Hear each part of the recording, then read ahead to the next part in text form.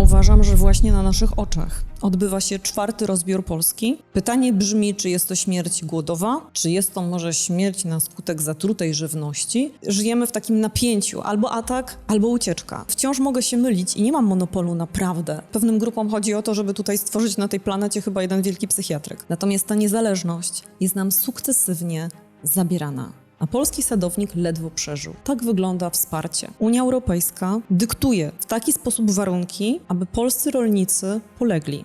Im mniejszy rolnik, tym większe problemy. Misją jest zlikwidować polskie rolnictwo. Co się wydarzy, kiedy któregoś razu czegoś nie dowiozą i nie będzie na półce? Panika. Nie poddajemy się, słuchajcie. No przynajmniej na pewno nie my Polacy. Już faktycznie jest bardzo ciężko, więc jeśli napiszecie w komentarzu, Kasia nam tutaj się...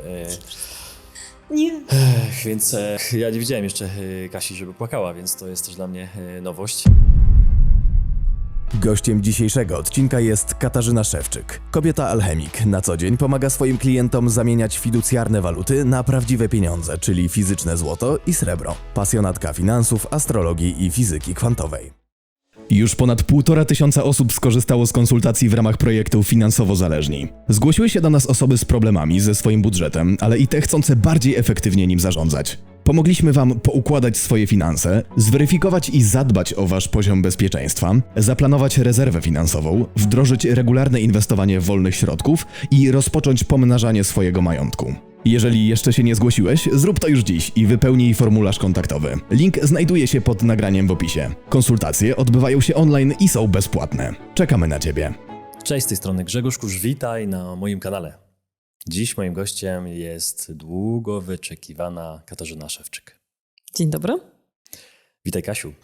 Dziś porozmawiamy sobie o kolejnym ważnym temacie, o którym już wiele osób nagrało. O temacie, który jest bardzo ważny i dotyczy nas wszystkich.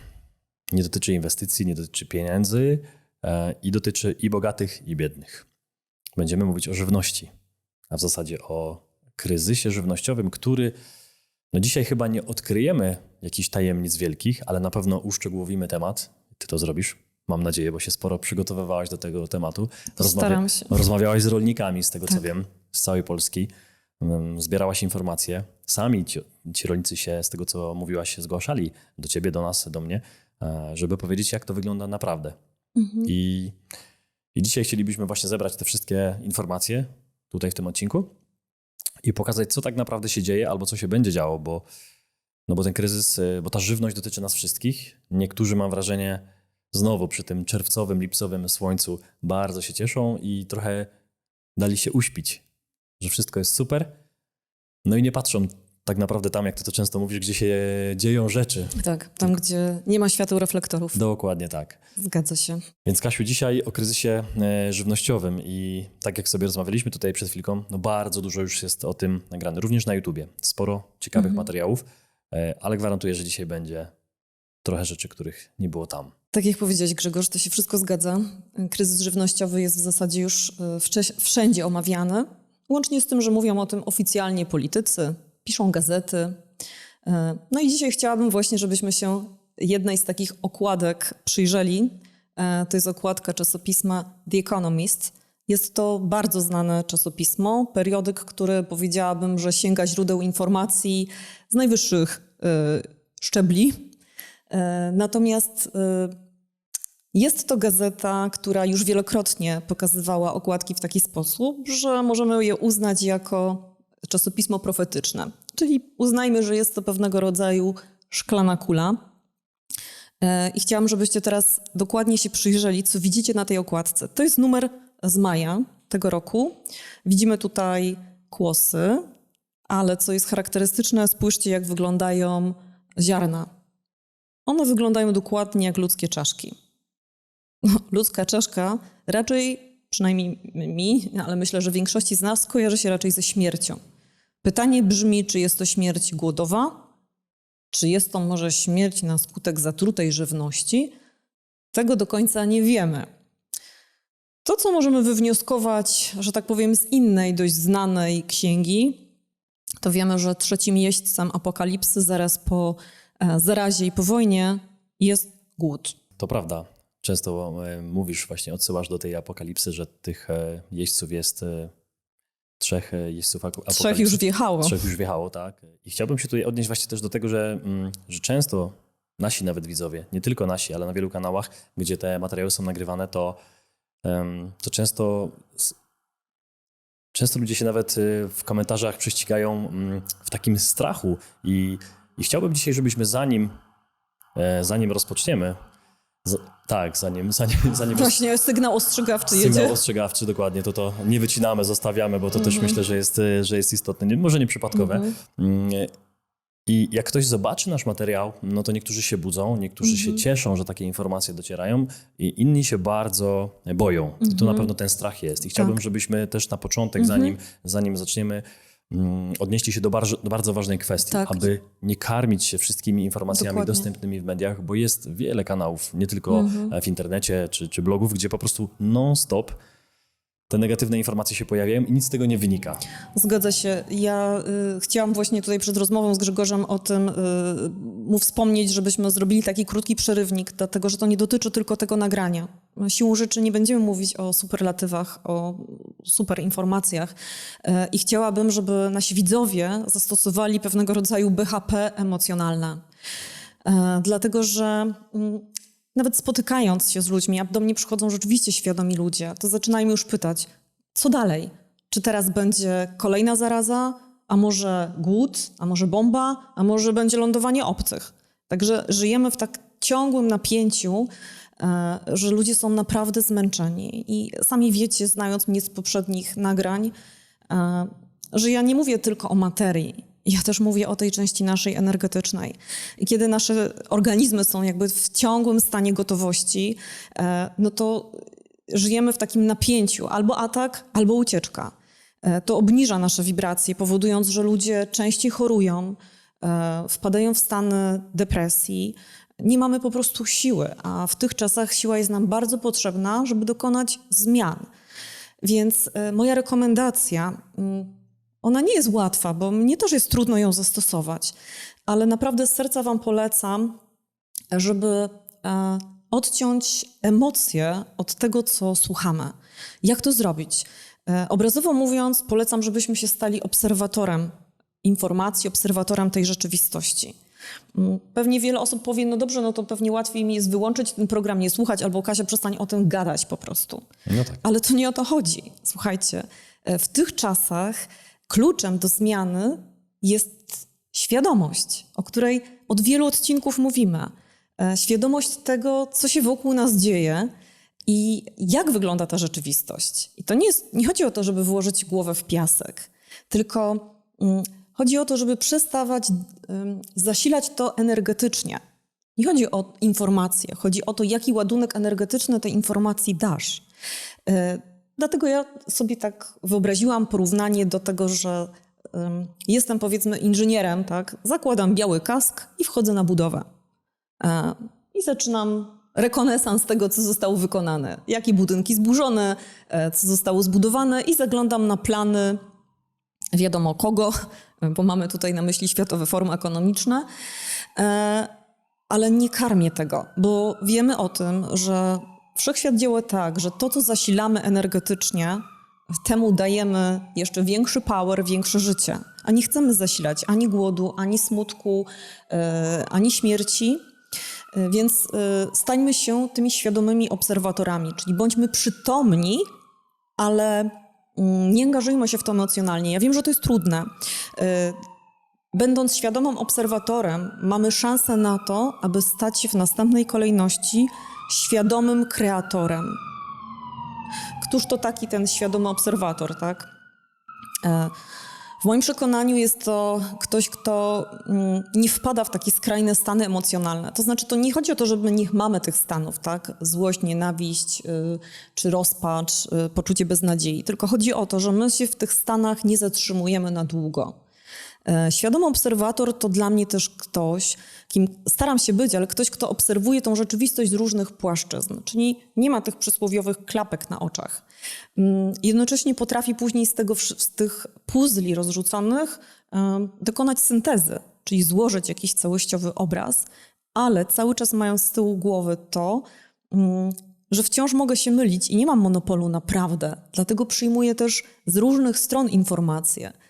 To hasło, które kiedyś powiedziałam, za niczym nie biegnę, ale niczego nie ignoruję.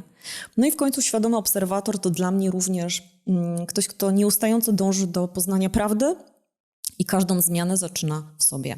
No, ładny przykład tego świadomego obserwatora, chociaż myślę, że w głowach wielu naszych widzów dalej to pytanie się kołacze, ale jak, Kasia? Przecież ty nam takie informacje tutaj dajesz, że trudno oglądać to, nie przebierając nogami, nie denerwując się, nie robiąc przed naszymi nagraniami. Na pewno jakaś część ludzi melisę sobie zaparzy. Ja dostaję różne maile, ty też masz te spotkania. Dzisiaj zresztą przyjeżdżając tutaj do ciebie, to spotkałem jednego z naszych widzów, który tutaj u ciebie był wcześniej. I Pozdrawiamy. Pozdrawiamy, tak. Bardzo, bardzo świadoma osoba, przedsiębiorca i mam wrażenie, że spokojny. Mimo tej wiedzy, albo spokojny właśnie dlatego, że wie, jak ten cały świat działa, ale... Zrobił zakupy. Właśnie. No jest to jedna z opcji, ale wielu naszych oglądających po prostu się nie potrafi wyłączyć, tak powiem, obrazowo. No to ja obrazowo powiem, to w tym momencie naprawdę należy wyłączyć wszystkie media. Wszystkie. Ja wiem, że ludzie świadomi chcą teraz chłonąć wszystko, bo nagle żeby wszystko obudzili wiedzieć. się i wszystko zjeść garściami, oglądając różne kanały. Te słuszne, tak alternatywne. Ale bywa tak, że jesteśmy na tak niskim poziomie energetycznym, że wtedy lepiej wyjść na spacer, poddychać powietrzem, spojrzeć w niebo, pobawić się z dziećmi, ze zwierzakami. Nie róbmy sobie tego. Musimy wyważać wszystko, tak? Czyli zachowywać równowagę w naszym życiu, bo inaczej zwariujemy. A mam wrażenie, że troszeczkę pewnym grupom chodzi o to, żeby tutaj stworzyć na tej planecie chyba jeden wielki psychiatryk. Tego nie chcemy, więc polecamy jedną wiadomość dziennie, maksymalnie, a może nawet mniej, zależy. To zależy od poziomu, bo w pewnym momencie jesteśmy w stanie oglądać dużo więcej, ale tak jak mówię, ja na przykład takich mediów głównego nurtu nie śledzę. Ja również, a w zasadzie wiemy wszystko, co najważniejsze. Ja to często mówię, wszystko, co najważniejsze i tak do nas dociera przez, ja to tak ładnie nazywam, zaocznie to do mnie dociera, bo najbliższe osoby, które oglądają lub oglądają mniej, no to wszystkie te informacje do nas docierają. No to dobrze, skończmy może ten temat BHP, ale podkreślmy jeszcze raz, że to jest bardzo ważne. Dieta niskoinformacyjna, niektórzy tak to nazywają, ty to nazwałaś BHP, takim emocjonalnym i to jest istotne, obojętnie jakie media czy oglądacie, czy słuchacie i też ważne, z kim się zadajecie, no bo można nie oglądać, ale można w pracy mieć takich ludzi.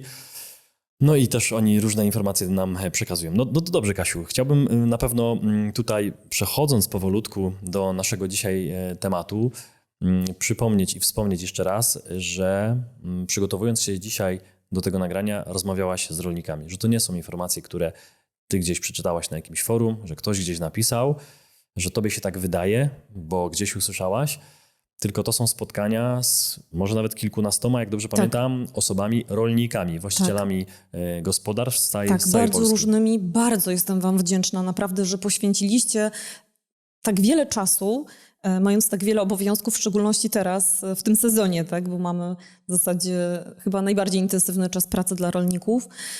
Także te wiadomości, które wam przekażę, to są słowa rolników, z którymi rozmawiałam. To byli zarówno hodowcy zwierząt, jak i rolnicy, typowi rolnicy. Jedni i drudzy są oczywiście rolnikami, tak? Natomiast ja do tej pory, tak, właśnie a propos świadomości, też w tej kwestii też nie byłam świadoma. Tak? Ja sobie szłam do sklepu, brałam towar z półki, płaciłam, wychodziłam, czy działałam troszeczkę automatycznie. No ale świadomość to nie jest tylko sfera ducha. To jest też sfera materii, sfera ciała, więc pytanie, co jem. I zaczęło mnie zastanawiać właśnie, skąd pochodzi ta żywność, skąd się tam wzięła, kto ją wyhodował i kto to jest w ogóle rolnik w Polsce, jak mu się żyje, jak pracuje. No i stąd moje rozmowy. W zasadzie moich rolników pytałam, co chcieliby twoim, naszym słuchaczom, widzom przekazać moimi ustami. I mam nadzieję, że tutaj niczego nie spłycę. Oczywiście nie przekażę wam absolutnie wszystkich informacji, bo to nagranie musiałoby trwać kilka dobrych godzin. Niemniej jednak postarałam się to skondensować. Chciałabym, żebyśmy wszyscy pamiętali, że rolnictwo i energetyka to są absolutne fundamenty suwerenności każdego narodu. Absolutne. Natomiast Polska ma ten przywilej, że jesteśmy położeni w takiej części świata, że możemy mieć w naturalny sposób, dzięki warunkom, w których tutaj jesteśmy, niezależność zarówno energetyczną, jak i żywnościową. Chciałam, żeby to wybrzmiało. Możemy być niezależni, natomiast ta niezależność jest nam sukcesywnie zabierana. I prawda jest taka, że nie mając własnych fundamentów, nie mając własnych tych zasobów, będziemy musieli stać się wasalami innych nacji. Będziemy musieli kupować żywność i energię, płacąc za to dużo więcej i mało tego, na warunkach tego, kto nam te towary sprzeda. I myślę, że już powoli Polacy to zaczynają odczuwać. Na razie, jeżeli chodzi o węgiel, gaz, ogólnie rzecz ujmując, energię. Ja powiem teraz słowa, które bardzo mocno zabrzmią. Ja uważam, że właśnie na naszych oczach odbywa się 4. rozbiór Polski bez żadnego wystrzału. Osoby, które zasiadają w rządzie, w moim przekonaniu, nie reprezentują interesów tego narodu. Wręcz przeciwnie. Co jest nam odbierane krok po kroku? No bo na tym polega rozbiór, tak? Oszczędności. Najpierw inflacja, która została, uwaga, wywołana sztucznie, nie przez teraz Putina. Putinflacja. Bo teraz się szuka wszędzie winnych, tylko nie tu, w decyzjach rządowych. Więc inflacja została sztucznie wywołana poprzez między innymi lockdowny, przerwanie łańcuchów dostaw, a następnie ratowanie tychże przedsiębiorców różnego typu tarczami, żeby pokazać, jaki wspaniałomyślny jest tenże rząd. Przy czym ja tutaj zaznaczę, taka duża gwiazdka, tu nie chodzi o ten rząd, tu chodzi o każdą stronę tej sceny politycznej. Bez znaczenia, w którą stronę spojrzymy. Więc mamy tak naprawdę zabieranie nam oszczędności poprzez inflację, czyli tracą nasi obywatele siłę nabywczą swoich oszczędności. Z drugiej strony podnoszone są dzisiaj stopy procentowe, po nie w czasie oczywiście. Tymczasem kilka miesięcy wcześniej prezes Narodowego Banku Polskiego zapewniał, że absolutnie takiej sytuacji nie będzie. No, w związku z czym 20% z obecnych kredytów jest zaciągnięte w ciągu ostatnich 2 lat przy zerowych stopach procentowych. A już dzisiaj oficjalnie mówi się, że stopy zostaną podniesione jeszcze co najmniej 3-krotnie. No, czyli mamy kolejne grabienie Polaków. Rosnące ceny energii, żywności itd. Zabierana jest nam gotówka. Od stycznia przyszłego roku transakcje gotówkowe będą zdecydowanie uszczuplone. Między przedsiębiorcami będzie to 8 000 złotych, a między klientem a przedsiębiorcą będzie to 20 000 złotych. Czyli będziesz chciał iść kupić, nie wiem, samochód w komisie samochodowym, musisz płacić elektronicznie. Następna rzecz, którą nam zabierają, to jest właśnie energetyka. Planowane zamykanie kopalń bez planu na własne alternatywne źródła jednakowo energetyczne, tak? Jeżeli nie będziemy mieli własnych źródeł, to już powiedzieliśmy sobie, będziemy je kupować, tak? Dyrektywa Fit for 55, jeżeli mamy kryzys energetyczny, to powinna zostać wstrzymana. Czemu nadal odbywa się handel zielonymi certyfikatami, jeżeli jest taki kryzys? Dlaczego próbuje się wprowadzić wszędzie elektryfikację? W Polsce likwiduje się od 2030, tak? Czy 2035 roku możliwość produkcji samochodów 35, spalinowych. tak. Przy takich cenach prądu, jak to ma wyglądać? Co jest jeszcze nam zabierane? Zabierane jest nam zdrowie.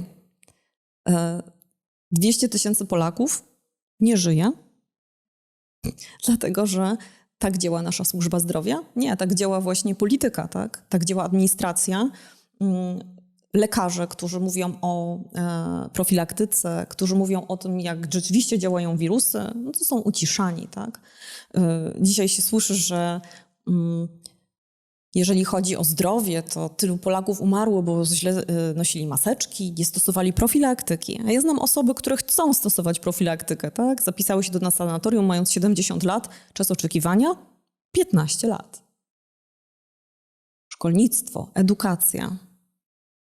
Jak wyglądała przez ostatnie 2 lata? Można powiedzieć, że nie wyglądała, tak? Dzieci całe grono, całe rzesze dzieci w ogóle zostały jakby wyjęte z systemu edukacyjnego.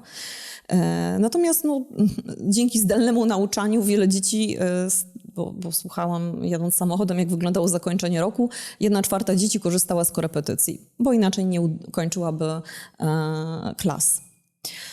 Ale to nie tylko chodzi o samą edukację, tak? Chodzi też o to, co te dzieci straciły w międzyczasie, bo straciły możliwość kontaktu z rówieśnikami.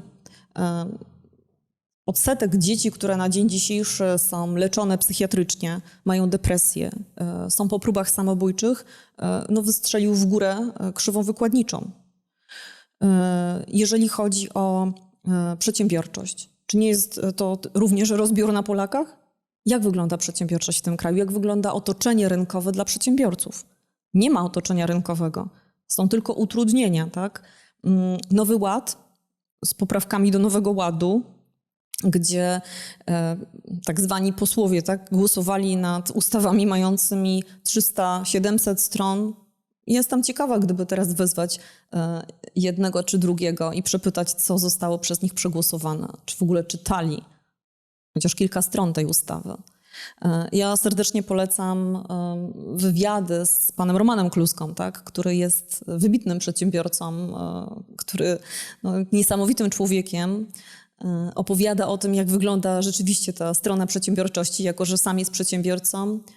Był człowiekiem, który zapłacił chyba najwyższy podatek w Polsce, za co został niemalże skazany jak terrorysta.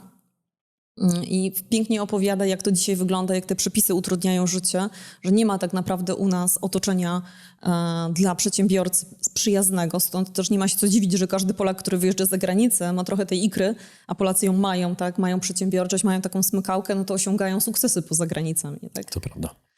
No i tak krok po kroku zabierane jest nam również rolnictwo. I stąd te moje rozmowy z rolnikami,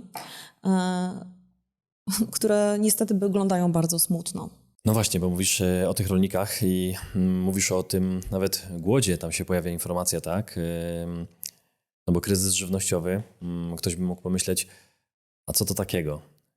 Ale jak się tak człowiek bardziej wczyta, bardziej się przeanalizuje, ty mówisz właśnie wchodzisz na zakupy, robisz zakupy, wychodzisz i się nie zastanawiasz. Nie zastanawiałaś do tej pory, większość osób dalej tak ma, a nie zastanawia się, kto to wyprodukował, kto to przywiózł, z jakiej jakości produktów to jest zrobione i czy dalej to będzie produkowane, czy będziemy musieli kupować od krajów oddalonych setki tysięcy kilometrów, ale dzisiaj w sytuacji kryzysu żywnościowego na całym świecie, nie tylko u nas, te kraje się zamykają, tak? Zamykają się na sprzedaż swoich dóbr poza granicę. I to jest chcę właśnie wam powiedzieć. To jest kolejny problem. I właśnie pytanie jest takie, co w obliczu tej sytuacji, którą dzisiaj mamy, czyli tego głodu, tego problemu żywnościowego, powinien zrobić rząd, który reprezentuje nas Polaków. Często dzisiaj... nasze interesy. Interesy swojego narodu. Ja często słyszę, Kasiu, polskojęzyczny rząd. Nie polski, tylko polskojęzyczny. Coraz częściej Podpisuję się pod tymi słowami. Dokładnie tak.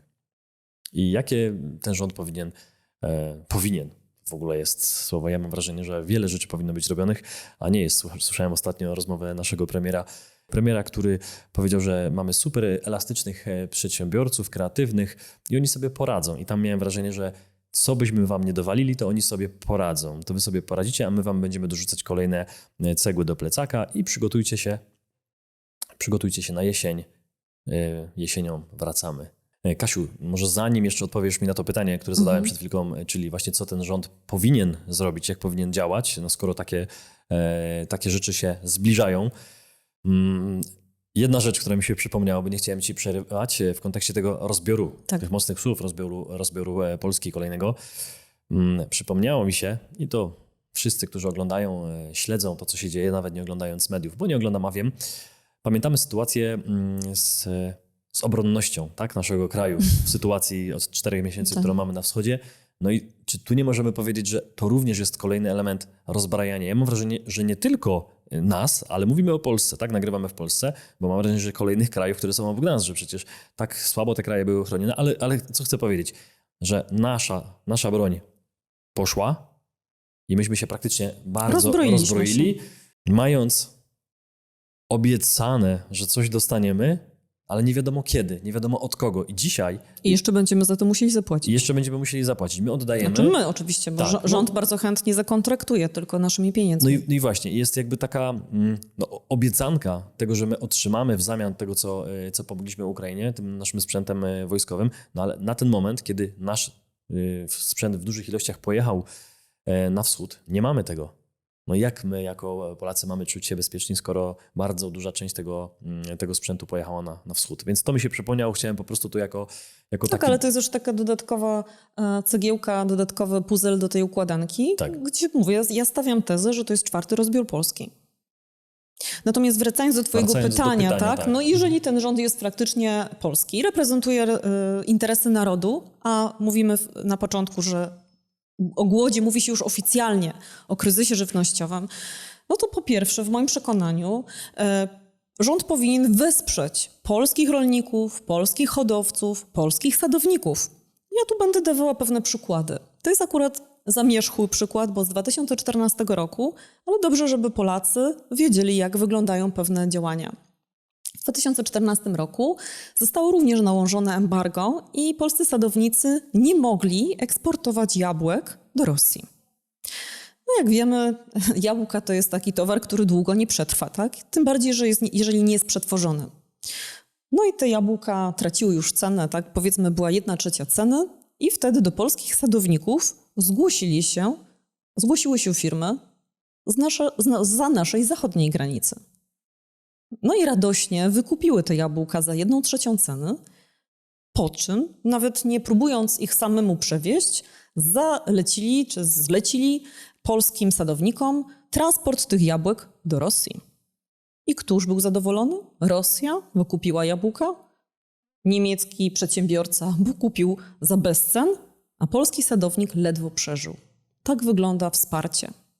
Następna sprawa. Jeżeli zbliża się faktycznie kryzys żywnościowy, to czy nie powinniśmy w tym momencie ograniczyć eksportu naszej żywności, w szczególności pszenicy, za granicę? I tak postępuje wiele krajów na całym świecie. Chciałam, żeby teraz właśnie pokazała się taka tabelka, w której zobaczycie, jak wygląda lista krajów z zakazem eksportu żywności. Argentyna, Algieria, Egipt, Indie, Iran, Kazachstan, Rosja, Indie, no i Ukraina. A my wręcz przeciwnie. Chiny są krajem, który jest tutaj doskonałym przykładem. Chiny zrobiły potężne zapasy, już od kilkunastu miesięcy przygotowały się na zbliżający się kryzys żywnościowy. Wiem też od klientów o tym, że na przykład Malezja wstrzymała eksport swoich olejów. To są nie tylko gałęzie związane z rolnictwem. Oleje są również potrzebne do produkcji detergentów. 2. Może należałoby zapełnić spichlerze, silosy, banki nasion. Tymczasem rolnicy, z którymi rozmawiałam, powiedzieli, że są pełni obaw co do tego, gdzie zebrane zboże będą składować. No jak to? Gdzie? W silosach, tak? Problem, no? Okazuje się, że wszystkie nasze silosy są zajęte przez pszenicę, która została tutaj wysłana z Ukrainy. Jest to pszenica absolutnie nieprzeznaczona dla nas, tylko jest to pszenica, która ma powędrować dalej do innych krajów. Jest tutaj tylko czasowo, ale jak długo nie wiemy i rolnicy są autentycznie zaniepokojeni, gdzie oni swoje zbiory będą mogli zdeponować. Następna sprawa to jest dezinformacja wśród rolników. Rolnicy wyraźnie zgłaszają, że są cały czas niedoinformowani o tym, co się tak naprawdę dzieje, jakie dotacje, jakie dopłaty im się należą. No oczywiście również dezinformacja, chaos informacyjny, innymi słowy, jest jednym z narzędzi, aby ukryć pewnego rodzaju błędy, tak? No bo jeżeli jest duży chaos, no to trudno wskazać winnego. I znowu dam przykład. Rolnicy, z którymi rozmawiałam, powiedzieli, że w tym roku zostało ogłoszone, że będą dopłaty, no bo wiemy, że ceny nawozów kosmicznie wzrosły. Żebyście mieli świadomość, jak to wyglądało, to w kwietniu tamtego roku cena tony nawozu to była 1200 zł. Już w październiku 2021 1500 zł, a na wiosnę tego 2022 roku ponad 4000 zł za tonę. Więc jest to ponad 250% podwyżka. Tymczasem rolnicy zostali nie do końca poinformowani, jak ta dopłata ma wyglądać, jak się mają do niej przygotować. Rolnicy, to też nasi klienci, nasi słuchacze muszą wiedzieć, że nie wszyscy rolnicy, w zasadzie większość dzierżawi pola i te dopłaty się należą dzierżawcom, więc ci rolnicy nie wzięli faktur za zakupione nawozy, o ile, słuchajcie, je w ogóle zakupili. A ta dopłata należy się tylko za okazaniem faktury. Więc część rolników po prostu przegapiła to, ale tylko dlatego, że przecież nie była dostatecznie doinformowana, bo był wcześniej też chaos informacyjny, że te faktury nie będą potrzebne. Już umniejszając fakt, że te dopłaty były śmiesznie niskie według relacji rolników w stosunku do 250% podwyżek cen nawozów. A do czego ten chaos informacyjny prowadzi, jak myślisz? Chodzi o to, żeby tych ludzi zdemotywować do takiego poziomu, że im się to nie opłaca, zamykam. Większość, duża część tych pewnie rolników, z którymi rozmawiałeś, to są firmy rodzinne, może starsze już osoby, które Zgadza się. latami to prowadzą. Tak, z pokolenia na pokolenie najczęściej to są rolnicy, którzy przekazują ziemię, przekazują ten fach z ojca na syna i tak dalej. Słuchajcie, oczywiście cel jest zamierzony, dlatego że teraz powiem słowa, które w gronie rolników, z którymi rozmawiałam, padały najczęściej. Dlatego bardzo mocno je wyakcentuję. Plan jest taki, aby pod dyktando Unii Europejskiej elity zarządzające Polską w pierwszej kolejności zniszczyły polskich hodowców bydła i trzody chlewnej, a w następnej kolejności pozostałych rolników. Powiem to jeszcze raz, bo ci rolnicy być może na głos tego nie powiedzą. Unia Europejska dyktuje w taki sposób warunki, aby polscy rolnicy polegli. Eliminacja polskiego rolnika. Najpierw hodowców bydła i trzody chlewnej, a następnie pozostałych rolników. I na poprzednim nagraniu już też wspominaliśmy, tak, że ciekawie wygląda, jakkolwiek to brzmi, konflikt za naszą wschodnią granicą, który również jak najbardziej jest akceleratorem, tylko zwiększa to zagrożenie związane z rolnictwem i nasi rolnicy wykrwawiają się powoli. Jak to wygląda? Rozmawiałam z hodowcami bydła. Są wykonane opracowania, które wskazują jednoznacznie na to, że tak jak powiedziałam, Polska ma takie położenie geograficzne, że moglibyśmy być potentatem w hodowli bydła i trzody chlewnej. Tymczasem tak się nie dzieje. Ale dlaczego? Dlatego, że wszystko jest hamowane, uwaga, na poziomie administracyjnym. Przykład, który dała mi klientka. Jest inwestor, który zbudował 3 nowoczesne chlewnie, które są praktycznie gotowe do tego, żeby zacząć działać, ale nie ma zgody administracyjnej. Czeka. To wszystko są koszty i straty. Następna sprawa. Słynny ASF. Kto nie wie, to jest afrykański pomór świń, czyli choroba roznoszona przez tam dzikie świnie. No tutaj jakbym wam opowiadała, jak wyglądają te historie, to tak naprawdę należałoby nagrać, nie wiem, dziennikarz śledczy by się tutaj przydał. A ponoć część rolników mówiła, że dziennikarze śledczy byli w takich tematach zaangażowani. Te nagrania, te reportaże nigdy nie ujrzały światła dziennego. Przykładowo dziki zarażone tą chorobą wisiały na drzewach. No z tego, co ja wiem z lekcji biologii, wydaje mi się, że dziki nie latają.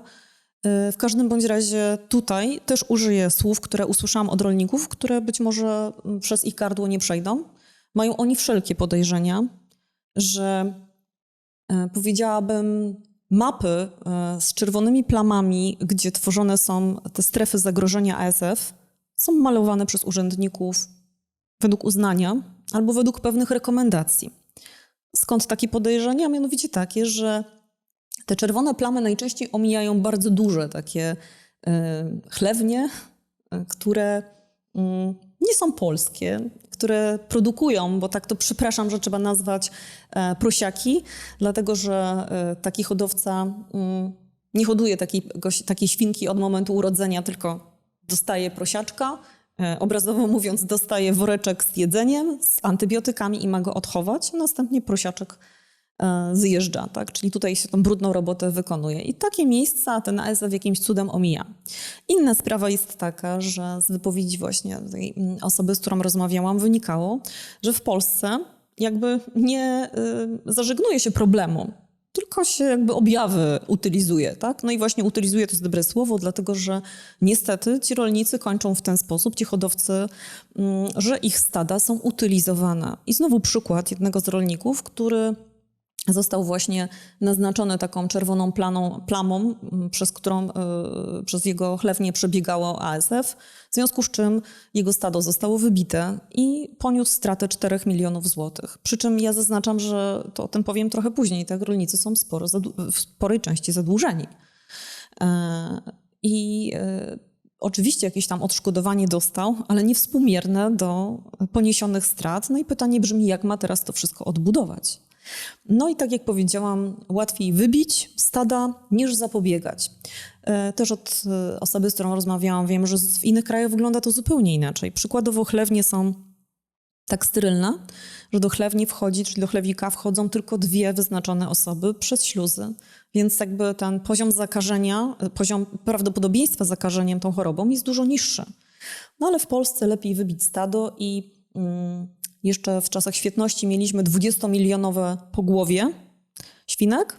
Na dzień dzisiejszy, może nie na dzień dzisiejszy, tylko w roku 2021 było to 10,4 miliona sztuk, a na początku tego roku już było 9,2 miliona, co oznacza, że tylko na przełomie roku spadło pogłowie o 10%. Rolnicy mówią wprost, cel jest taki, żeby to było 5 milionów pogłowia. Także kolejne problemy, które się pojawiają, bo rozmawiałam, tutaj mamy hodowców bydła, trzody chlewnej, rozmawiałam również z rolnikami, którzy hodują krowy mleczne. Tutaj oczywiście jest większe zróżnicowanie, bo mamy różnych rolników o różnej wielkości. Mamy takich, którzy mają i 40 krów, i takich, którzy mają 120 krów i to są wciąż średni przedsiębiorcy, średni rolnicy. Natomiast jakie są problemy? Problemy są następujące. Im mniejszy rolnik, tym większe problemy. Dopłaty wszelkiego typu dotyczą większych rolników. Mniejszy rolnik, jeżeli chciałby powiększyć swoje stado, no to też jest taka informacja dla naszych słuchaczy, której też ja pierwszy słyszałam. Wydaje się, że ktoś ma krówki. No, żeby u nas to miało sens, to on musi mieć na każdą krowę 1 hektar ziemi. Czyli jeżeli rolnik nie wykarmia krówek czy świnek obojętnie swoim przężytem czy inną paszą, kukurydzą, jeżeli sam jej nie hoduje, a musi ją kupić, to hodowla jest nieopłacalna. Więc jak to wygląda? No rolnik, który chciałby mieć z 40 krów więcej, musi dokupić sobie ziemię. I teraz uwaga, dokupienie ziemi to nie jest teraz taka prosta sprawa, bo po pierwsze ceny ziemi, jak wiemy, bardzo mocno wzrosły. Druga sprawa, jeżeli rolnik chce tą ziemię kupić poza swoją gminą, no to musi zgłaszać się do KOWR-u. KOWR to jest Krajowy Ośrodek Wsparcia Rolnictwa. I teraz to jest też ciekawa informacja, która może być również informacją inwestycyjną. Ostatnimi czasy KOWR bardzo chętnie korzysta z prawa pierwokupu. Tutaj taka informacja, że może się okazać, że te ceny ziemi za chwileczkę wystrzelą nam w kosmos, w związku z czym rolnicy są wstrzymywani z zakupami. To jest dla mnie taka trochę analogia jak przy stanach magazynowych materiałów budowlanych. Często były na paletach, stały, ale nie było sprzedaży w oczekiwaniu na wyższą cenę. Zobaczymy. W każdym bądź razie trudności się tylko piętrzą. Ja o tym wam opowiadam nie z ciekawości. To nie jest informacja tylko dla rolników, dlatego że każdy z nas, a myślę, że 99,9% z nas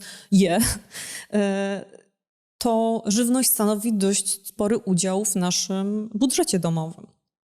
Kolejne problemy rolników to tak naprawdę problemy związane z tym, że wiele skupów, czyli skup mleka, skup pszenicy, to nie są polscy odbiorcy.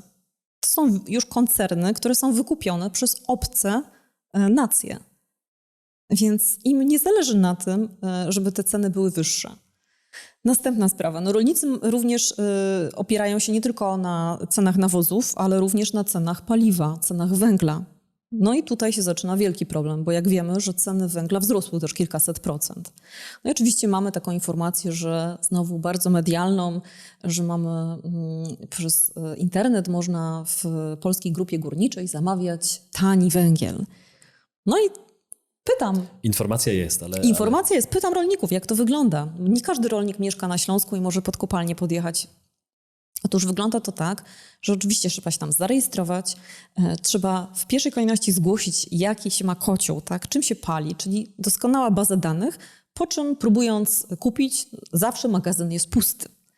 No więc jest to tak naprawdę piękny chwyt marketingowy. Może kilku tam się udało rolnikom dokonać zakupów.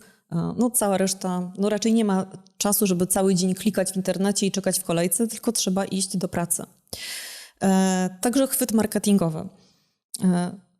I sprawa kolejna. Zmorą hodowców zwierząt domowych, zwierząt hodowlanych są weterynarze z urzędu. I to też są kolejne słowa, których pewnie im będzie ciężko powiedzieć, ale ponieważ ja nie hoduję zwierząt, więc ja to wprost powiem. Każda dotacja, jaką dostaje rolnik, wymaga pieczęci takiego urzędnika weterynarza. Trzeba, żeby zdiagnozować, czy zwierzęta mają tak zwany dobrostan. I oczywiście brzmi to cudownie, no bo każdy z nas chce, żeby świnka, kura czy krowa żyła w dobrych warunkach. Ale jak wam powiem, czym to jest związane, jakie paradoksy, no to dopiero włos się na głowie jeży i wtedy widzimy, jak wygląda wielka machina urzędnicza. Z czym muszą się borykać rolnicy. Jeden z hodowców bydła powiedział mi, że przeszedł taką gehennę z urzędnikiem weterynaryjnym, że pewnego razu powiedział, że no, po prostu się pozbywa tego stada, nie ma sensu. Nie ma po prostu już więcej siły być tak upokarzanym i uwaga, zastraszanym tym, że zostanie wypisany z mleczarni, że zostanie w ogóle, nie dostanie tej pieczątki. Jak to wyglądało, tak? No, jeżeli chodzi o tą sławną pieczęć, tak? Jeżeli na oborze znajdowały się na przykład jaskółki, gniazdo jaskółek, pieczątki nie było. Jeżeli przez podwórko przechodziła kura z kurczaczkami, pieczątki nie dostał. Jeżeli, tutaj nie wiem, czy aż tak daleko mogę to powiedzieć, bo zaczynam uszczegóławiać, także nie chciałabym nikomu zrobić problemów, ale powiedzmy, że w jednej oborze znajdowało się kilkadziesiąt krów, które zostały przekazane przez ojca synowi. Ojciec zostawił sobie tylko 4 krowy, cały czas to samo stado, cały czas w tym samym miejscu. No i weterynarz uznał, że nie podbije pieczątki tylko dlatego, że te krowy, ta 4 może zarazić tą pozostałą ilość krów gruźlicą. Ale jeżeli ten ojciec podarowałby już te 4 krowy i one nadal byłyby w tej samej oborze, to już pieczątka się należała. Czyli rozumiecie, że to są tylko i wyłącznie urzędnicze tematy. Nie ma to nic wspólnego z prawdziwą ochroną tych zwierząt. Rolnicy jeszcze dodatkowo mówią, że dzisiaj ciekawe sytuacje się dzieją, jeżeli chodzi o przepisy unijne dotyczące nawozów. Są te przepisy coraz bardziej śrubowane, coraz więcej ekologizmu, przepraszam, nie mówię ekologii specjalnie, jakby wtrąca się w pracę rolników. Coraz bardziej te nawozy mają być naturalne i to jest jakby szczytne, bo w uszach takiej osoby jak ja, jak najbardziej mi się to podoba, tak? No tylko, że to zmniejsza zdecydowanie plony. Ci rolnicy, nie oznacza to, że oni nas trują, tak? Bo oni wprost mówią, oni zrobią nawozy bardzo naturalne, po czym ci sami skupujący te pasze, te zboża, mleko, oni w etapie produkcji zatruwają to jedzenie, bo to, co mamy na półkach, absolutnie nie jest ekologiczne, mimo że czasami ma tą pieczątkę, czyli rolnik ma stanąć na rzęsach i próbować hodować rośliny bez nawozów odpowiednich, a już później producenci, koncerny, hulaj dusza, piekła nie ma, tam stado prawników, które spowoduje, że to, co będziemy mieli na etykiecie, będzie się zgadzało, a my jakoś zdrowsi nie będziemy. Także tak wygląda ta historia. No sporo historii, które opowiadasz, włos się jeży na głowie. Niektórzy wiedzą o tych historiach. Wrócę do myśli naszego przedsiębiorcy, Romana Kluski, o którym tutaj dzisiaj wspomniałaś, który opowiadał, że ta przedsiębiorczość i ta codzienność urzędnicza dla właścicieli firmy była wtedy, w jego czasach, bo jednak on ten biznes robił dużo wcześniej zaczynał i była przerażająca. Dziś jest tak, jak wiecie. Sami macie przedsiębiorstwa, wiecie, jak to wygląda. Ty opowiadasz o rolnictwie, które też jest przecież To jest biznes. częścią biznesu Tak. i ci przedsiębiorcy, ci rolnicy nie robią tego dla hobby, tylko z tego żyją, muszą rachunek zysków i strat mieć na plus, żeby wyżywić rodzinę, więc Tak, to jak jest... mogę tu właśnie, Grzesiu, Tak, wtrącić, proszę. bo właśnie dobrze to powiedzieć, rachunek zysków i strat. I jeszcze z rzeczy, które rolnicy podkreślają. Oni nie są w stanie oszacować ryzyka prowadzonego biznesu, co jest podstawą każdego biznesu. Nie są w stanie w żaden sposób przewidzieć, jak będą wyglądały ceny skupu. One najczęściej oczywiście spadają w momencie, gdy są zbiory. Natomiast oczywistą rzeczą jest, że jakby wpływ na ceny płodów rolnych zależą od wielu czynników. Pierwszym oczywiście czynnikiem to są warunki pogodowe, które jak wiemy no dzisiaj są też niesprzyjające, bo mamy suszę, ale potem jest to właśnie cena nawozów. Następna sprawa jest to cena energii, paliwa. Natomiast ważną sprawą jest również to, co jest niesamowicie przykre, że naprawdę wielu naszych rolników jest zadłużonych. A jak wiemy, stopy procentowe idą w górę, pójdą jeszcze bardziej w górę. Każda dotacja, którą dostają, wymaga od nich wcześniej wyłożenia odpowiedniego kapitału. No, ktoś powie, no dobra, to trzeba nie było brać kredytów, ale żeby rolnik się mógł rozwijać, musi. Przy czym cena na przykład obory, koszt obory to nie jest kilkaset tysięcy. To jest kilka wybudowanych domów, to jest kilka milionów złotych. Ja też byłam zdziwiona, że jak to tam 4 ściany? No nie, no właśnie tak to wygląda. My nie mamy o tym wyobrażenia. I teraz kolejna sprawa, która jest bardzo niepokojąca dla rolników, mówią to wprost. Mówi się o dochodzie podstawowym, tak? Coraz większym socjalu. A rolnicy są zaniepokojeni również kolejnymi zbiorami, które są tuż za pasem. Któż będzie im pomagał? Nie ma chętnych. No bo przecież jeżeli jest tak wysoki socjal, to po co się wyślić, po co cokolwiek robić? Także każda danina, każda dotacja powoduje, że koszty wszystkiego absolutnie rosną. I podsumowując tą część, bo no, naprawdę można było jeszcze godzinami opowiadać, są same przykre informacje. Rolnicy, z którymi rozmawiałam, powiedzieli wprost. Dla nich najlepsze, co by mogło się wydarzyć, to żeby, jakkolwiek to dla was zabrzmi, słuchacza, żeby nasze rolnictwo, nasi rolnicy nie byli w Unii. Brzmi no, szokująco, ale taka jest prawda. Nie jest to jakby głos wszystkich rolników, to jest oczywista sprawa. Ja rozmawiałam z jakąś częścią, ale każdy z nich powiedział te słowa. Ale z częścią rolników, tak jak mówiliśmy, z kilkunastoma rolnikami, co najmniej z rodzinami rolników z całej Polski, z różnych województw. Z różnych powiedziałaś, regionów Polski. Więc to też pokazuje, że to jest jakaś próbka tego głosu polskiej wsi, polskich rolników, którzy chcieliby powiedzieć, ale się boją, wstydzą się, nie wiedzą, gdzie pójść, są wyśmiewani, tak jak powiedziałaś, są doprowadzani do skrajnych stanów, gdzie są gotowi tak naprawdę sprzedać swoje rolnictwo, ale tak naprawdę o to chodzi. Tak. No bo powiedziałam na wstępie, misją jest zlikwidować polskie rolnictwo. Więc z takich rzeczy, które jeszcze to tak przychodzą do głowy, nie wiem, czy wiecie, ale po prostu są dotacje za dopłaty za brak uprawy. I jak mówimy teraz o kryzysie żywnościowym, to ja się pytam, jak to się ma do tego kryzysu. Przepraszam, żebym cię dobrze zrozumiał. Zapłacą ci za to, żebyś nie uprawiała jedzenia, rozumiem, tak? Uwaga, nie dotyczy to rolników. Absolutnie wszyscy rolnicy chcą uprawiać pola z prostej przyczyny. No, jeżeli chcemy chociażby być hodowcami bydła, to powiedziałam wam, że muszą sobie sami uprawiać kukurydzę, przędzyto czy inne pasze dla zwierząt, żeby to w ogóle się spinało. Oczywiście. Natomiast musicie wiedzieć, że właścicielami wielkich areałów ziemskich w Polsce nie są rolnicy. Największe areały są w posiadaniu zupełnie innych grup. Myślę, że na pierwszym miejscu mogę wymienić jak najbardziej polityków, no i drugiej to się domyślcie. No słucha się tego z niedowierzaniem, Kasiu. Gdybyś mi nie powiedziała, że rozmawiałaś z rolnikami, to myślę, że niektórych tematów mógłbym powiedzieć, że to jest nie do wiary, że to jest niemożliwe, że tak się dzieje. Wierz mi, że ja byłam tak samo zdziwiona i byłam przerażona tymi informacjami i jestem nimi zaniepokojona, dlatego że jak nie ochronimy naszego rolnictwa, to skończymy bardzo marnie wszyscy. Nie tylko rolnicy, to nie jest ich problem, to jest nasz problem. Jakbyśmy chcieli dzisiaj skondensować, podsumować nie jednym zdaniem, bo to nie jest temat na jedno zdanie, ale podsumować i idąc do podsumowania, żeby każdy z naszych widzów wiedział, co tak naprawdę się dzieje i jakie wnioski możemy wyciągnąć z tej naszej rozmowy, to jakbyś to, Kasiu, wszystko, co wiesz i przez te miesiące już od naszej ostatniej rozmowy się dowiedziałaś, jakbyś to podsumowała Co się tak naprawdę dzieje w tym polskim rolnictwie obecnie? To powiem tak. Mali rolnicy są na wymarciu. Natomiast średni rolnicy ledwo żyją. Na skraju wytrzymałości. I tak jak powiedziałam w poprzednim zdaniu, to jest nasz problem, wszystkich Polaków, żeby to rolnictwo nie zostało zniszczone.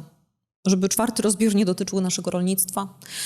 I teraz tak, to powiedziałam, że problem nas wszystkich, dlatego że jeżeli nie będzie polskiego rolnictwa, to tak jak z energią będziemy kupować płody rolne, żywność ze wszystkich krajów dookoła. Oczywiście na ich warunkach i po ich cenach. Przypomnę, że jak kupujemy z zagranicy towar, to płacimy w walucie obcej.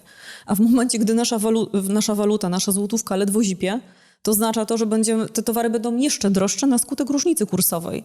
Bo jeżeli euro będzie po 5 zł, dolar po 5 zł, to my musimy więcej złotówek wyłożyć, żeby ten towar kupić, co my oczywiście odczujemy na naszej kieszeni. I rolnictwo zacznie wielkie domino, które niestety odbije się no właśnie też na naszych kieszeniach. Pamiętajcie o jednej ważnej rzeczy, że my jeszcze w cenach towarów, płodów rolnych, które teraz są na półkach, nie mamy ostatnich zbiorów, bo one są dopiero przed nami. Połowa rolników nie wykupiła nawozów sztucznych. Druga część, która wykupiła, no to my zobaczymy te ceny w cenach towarów, tak? I co się wtedy wydarzy? No jeszcze mamy jedną rzecz, ograniczoną wtedy podaż i zwiększony popyt. Czy te ceny, które mamy obecnie jeszcze, to są ceny z poprzednich zbiorów? Dokładnie tak. Mówię teraz o tym, co zostanie zebrane. Mówię o pszenicy, tak, kukurydzy. Pamiętajmy też, że w Polsce obecnie mamy trochę więcej mieszkańców. To jest taki, powiedzmy, eufemizm, bo to jest ponad 3 miliony więcej ludzi, więc prawo podaży popytu działa bezwzględnie. Niska podaż, wysoki popyt. Co się wydarzy z cenami żywności? Mało tego, co się wydarzy, kiedy któregoś razu czegoś nie dowiozą i nie będzie na półce? Panika. Następna sprawa, rolnictwo doprowadzi, brak rolnictwa, niszczenie rolnictwa, bo rolnicy chcą pracować, chcą zarabiać, chcą nas karmić.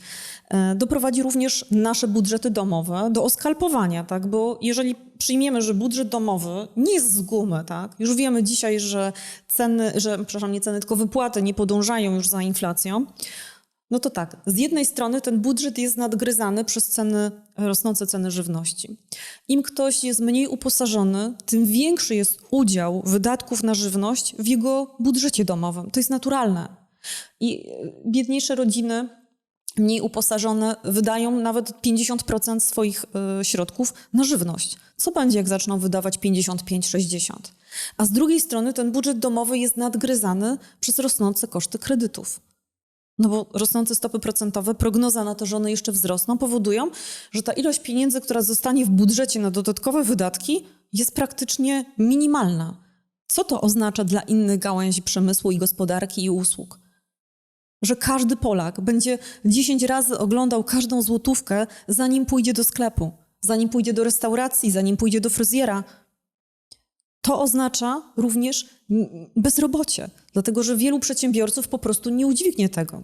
Nie będzie chętnych do kupna towarów, usług, nie będzie dla nich przychodów, będą zwolnienia.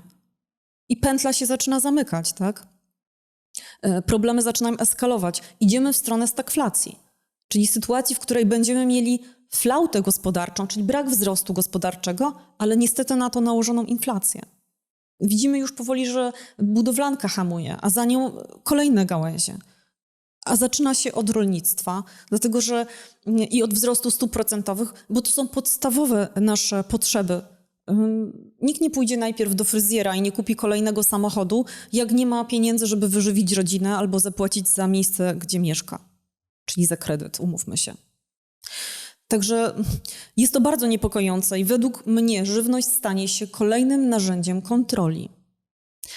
Jak to może wyglądać? No nie zapomnijmy również o tym, że oczywiście zwala się tutaj wina, że to tylko to, co się dzieje na wschodzie. Ja teraz powiem słowa, które są według mnie dość istotne. Każdy jeździec apokalipsy był wykreowany administracyjnie. A pierwszy jeździec, czyli choroba, tak? Zaraza? Tak. Oczywiście była choroba, ale czy ona była pandemią? jest wojna, ale czy to jest tak przypadkiem nie dziwna wojna? No i teraz mamy, to starałam się udowodnić, kryzys żywnościowy, który nadciąga w szczególności czarne chmury nad nami, owszem, nad całym światem, ale patrzymy teraz na razie na nasze podwórko. I się okazuje, że w większości jest to kryzys wykreowany administracyjnie. I teraz mamy taką sytuację, że ludzie, którzy... To jest naturalna sprawa, tak? Jeżeli nie mamy dostępu do żywności, jeżeli ta żywność jest bardzo droga, to w ludziach wzbudza to najbardziej skrajne emocje. Co się może wtedy wydarzyć? Wiele osób jest w stanie zrobić rzeczy, których wcześniej w życiu by nie zrobiło. Właśnie z powodu głodu i żywności. Mało tego, jeżeli teraz zastanowimy się nad tym, że my tutaj jeszcze, gdy damy radę uratować nasze rolnictwo, możemy być spokojni, jeżeli tutaj zadziałamy odpowiednio, ale na przykład takie kraje w północnej Afryce. Tam nie ma super terenów pod to, żeby uprawiać takiej ilości zbóż jak u nas, a eksport jest wstrzymany. No, ja mówię tak, oby nie doszło do tego, co już miało miejsce, a mianowicie eksodusu ludności afrykańskiej, północnej Afryki do Europy. Bo będziemy mieli kolejny problem, tak? Mało żywności, więcej ludzi, zamieszki, czytaj. I tak to widzę, że ludzie będą gotowi wyjść na ulicę, niszczyć, demolować, robić rzeczy, no powiedziałabym, straszne. Oczywiście w moim przekonaniu jakby elity rządzące chyba chcą do tego doprowadzić. Bo tak łatwo w tym momencie wprowadzić odpowiednie obostrzenia, kolejne, jeszcze większe, tak łatwiej jest ludzi spacyfikować, wprowadzić zakazy i nakazy, których nie dałoby się wprowadzić, gdyby był spokój. Co więcej, to powiedziałam na ostatnim filmie, ale jeszcze raz to podkreślę. W ciągu ostatnich 2 lat udało się stworzyć niesamowite cyberpaństwo. W sensie mamy e-służbę zdrowia, szkolnictwo, e-recepty.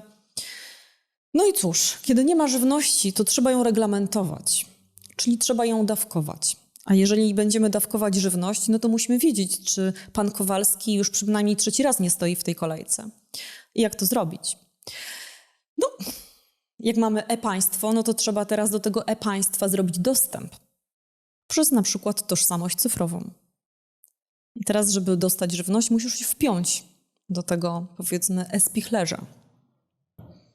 No i teraz pytanie, jakie będą warunki uzyskiwania żywności? Tego nie wiemy. Może nie będziemy podpowiadać tym, którzy tutaj takie plany mają.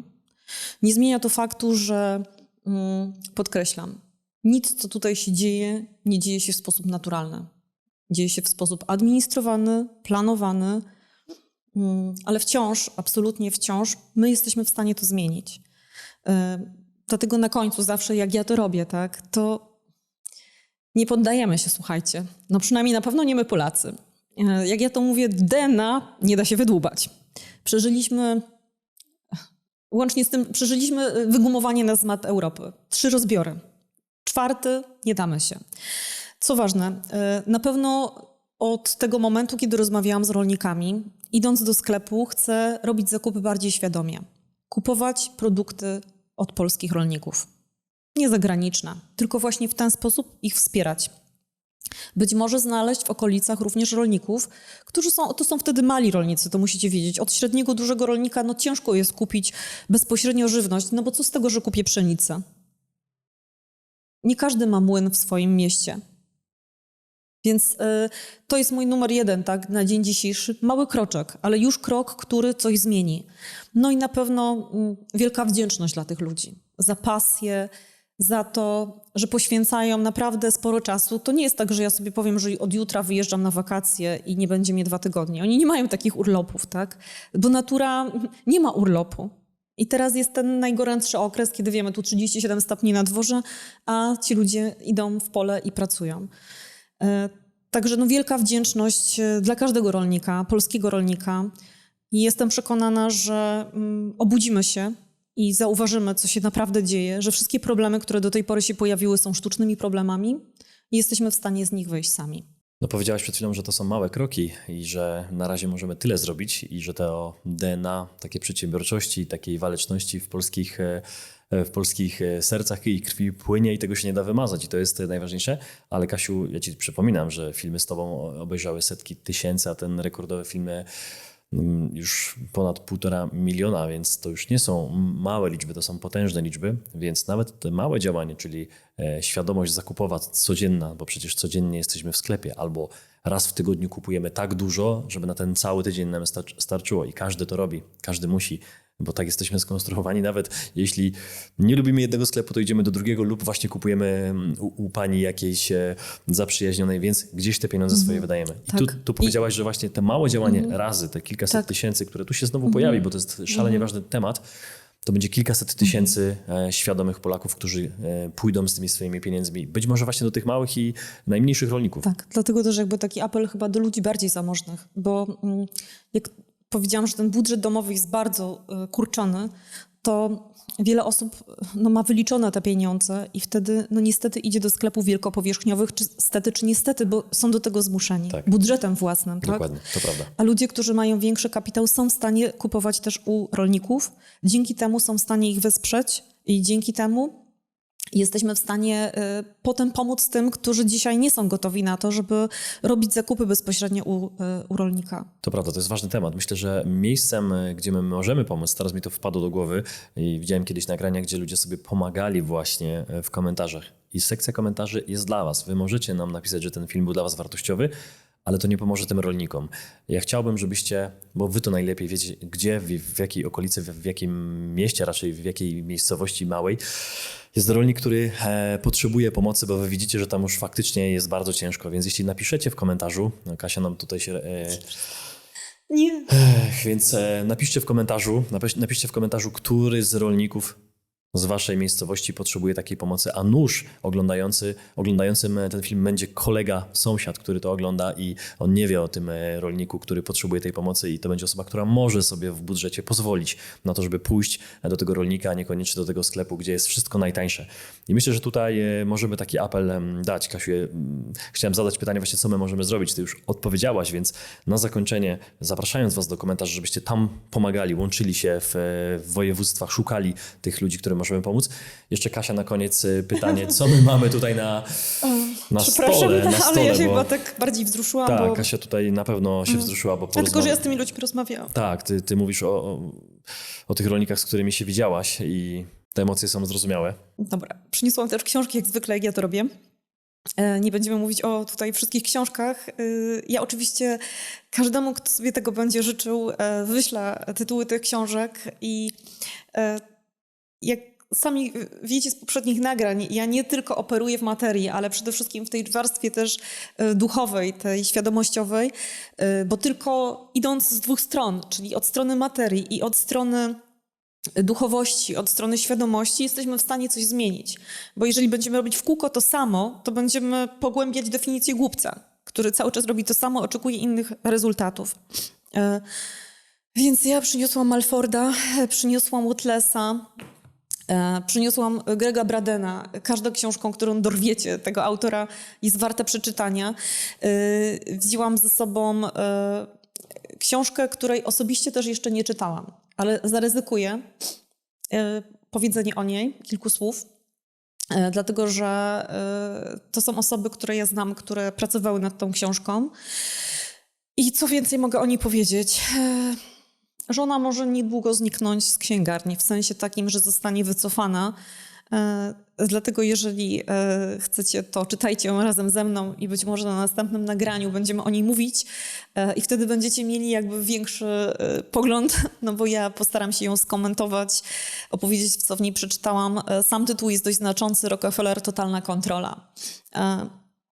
Także zachęcam was do tego, żeby zgłębiać tą świadomość, poszerzać, ale tak jak mówię, też dawkować sobie wszystko. W tym przypadku Malford jest cudowną książką, aczkolwiek trudną. Kiedy pierwszy raz tą książkę czytałam, to absolutnie nie rozumiałam ani jednego słowa, dlatego że to jest też takim bardzo ciekawym, archaicznym językiem pisane i to jest bardzo stara książka. To jest 1830 któryś rok, więc wyobraźcie sobie, a mówi o zagadnieniach, których dzisiaj dotyka fizyka kwantowa, ale w taki dość sympatyczny sposób. Może akurat komuś ta książka będzie leżała, może ta. Nie wiadomo, po prostu przynoszę zawsze więcej tych książek, bo każdy ma swój gust, co innego do kogoś dociera. A jeszcze też chciałam zwrócić się do rolników. No, ja wiem, że teraz macie sporo pracy, że teraz to największe złoto to będzie na polach, ale też polecam wam, żebyście zabezpieczali też swoje budżety, żebyście zadbali też o swoje finanse i żeby gdzieś nie tylko to złoto w postaci kłosów pięknych pszenicy się znalazło w waszych zasobach. Dziękuję Ci, Kasiu, za to, że tak emocjonalnie weszłaś. Tego nie planowaliśmy i widzę, że tutaj... Będzie teraz, że taki ślimok tu siedzi. Chciałem Ja rzadko płaczę. Tak, ja nie widziałem jeszcze Kasi, żeby płakała, więc to jest też dla mnie nowość.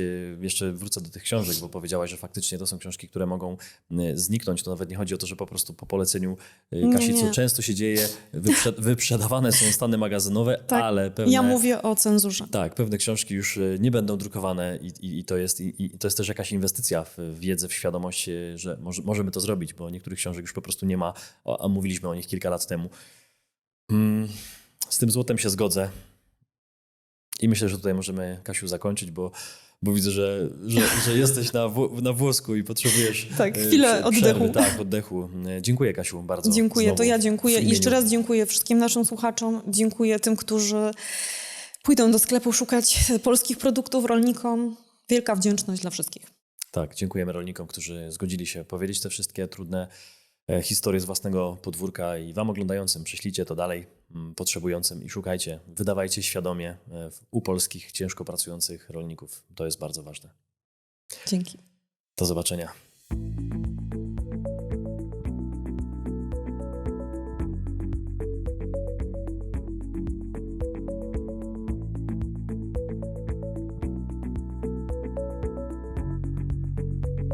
Dziękujemy za obejrzenie tego odcinka. Jeśli Ci się spodobał, nie zapomnij zostawić łapki w górę i subskrypcji, aby nie ominęły Cię nowe filmy. Sprawdź również pozostałe odcinki na kanale lub słuchaj ich w formie podcastu. Do usłyszenia.